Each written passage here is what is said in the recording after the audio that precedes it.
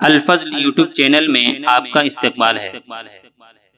اس channel پر روزانہ قرآن پاک کی ایک آیت تلاوت، سماعت ترجمہ اور مختصر تشریح پیش کی جا رہی ہے۔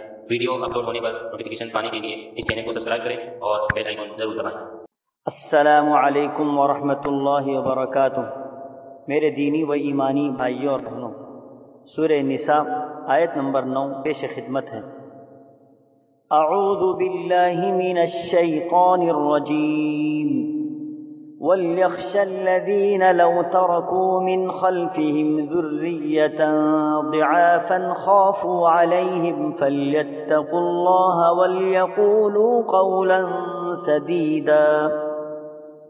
اور چاہیے کہ وہ اس بات سے ڈریں کہ اگر وہ خود اپنے پیچھے ننھے ناتماں بچے چھوڑے جاتے ہیں جن کے ضائع ہو جانے کا اندیشہ رہتا ہے، تو پس اللہ سے ڈر کر جچی تلی پکی بات کہا کریں۔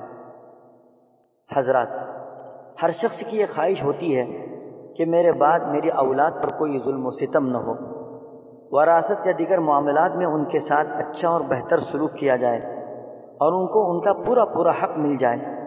یہ چیز اسی وقت ممکن ہے جب ہم بھی دوسروں کی اولاد کے ساتھ انصاف کا معاملہ کریں گے اور ان کے ساتھ اچھا سلوک کریں گے۔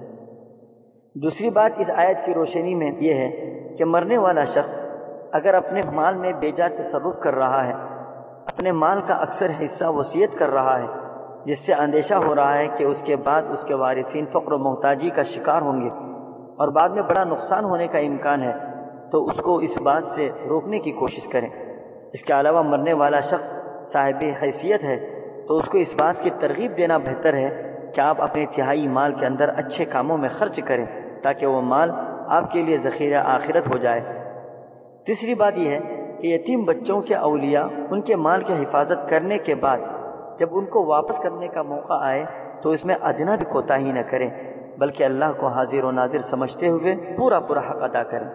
اللہ تعالی ہم سبوں کو بندوں کے حقوق کا خیال رکھنے اور اس کو مکمل ادا کرنے کی توفیق عطا فرمائے۔